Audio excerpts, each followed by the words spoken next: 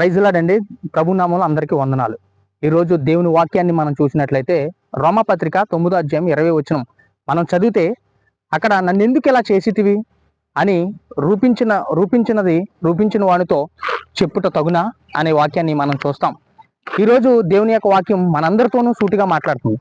ఈరోజు చాలా మంది యవ్వనస్తులు కానివ్వండి, పెద్దవారు కానివ్వండి, జీవితంలో ప్రయోజకులు అవనవారు కానివ్వండి, చాలా మంది వాళ్ళు అంటున్న మాటలు ఏంటంటే తల్లిదండ్రులని, అమ్మా ఎందుకమ్మా నన్ను ఎందుకు కన్నావు, అమ్మ ఎందుకమ్మా నన్ను ఇంత పుట్టువాడిగా కన్నావు, ఇంత అందహీనంగా కన్నావు అని తల్లిదండ్రులను అడుగుతున్నారు. వాళ్ళు ఏం చెప్తారండి? నీ ప్రశ్నకి సమాధానం కావాలంటే ప్రభువైన యేసు దగ్గరికి రావాలి. ప్రభువైన యేసు దగ్గర మోకాళ్ళేసి ప్రార్థన చెయ్యి. ప్రభా నా జీవితం ఏంటి, నన్ను ఎందుకు పుట్టించావు అని అడిగితే ఆయన అంటాడు, ఖచ్చితంగా నీ జీవితం వెనక ఒక పరమార్థం ఉంది, నీ జీవితం చాలా విలువైంది, నిన్ను ఎందుకు అలా పుట్టించానంటే అది నా మహిమ నిమిత్తమే అని దేవుడు నీకు జవాబిస్తాడు.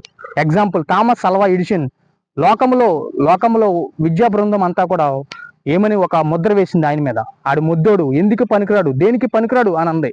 కానీ తన తల్లి ఆయన ఎంకరేజ్మెంట్ చేసింది, నా బిడ్డ చాలా ప్రయోజకుడు అవుతాడని. ఆ ఎంకరేజ్మెంటే ఆయన జీవితాన్ని మార్చినట్లుగా మనం చూస్తున్నాం.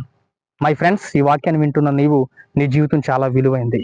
దేవుని వాక్యంలో నీ జీవితాన్ని కట్టుకోవాలని తెలియచేస్తూ, నువ్వు అందహీనంగా ఉన్నావా, బలహీనంగా ఉన్నావా, పొట్టిగా ఉన్నావా, పొడుగ్గా ఉన్నావా అని కాదు, దేవునికి ఉపయోగకరంగా ఉన్నావా లేవా అనేది నువ్వు తెలుసుకోవాలని తెలియచేస్తూ ఈ మాటలు ముగిస్తున్నాను. దేవుడు నిన్ను, నీ కుటుంబాన్ని దీవించును గాక. May God bless you.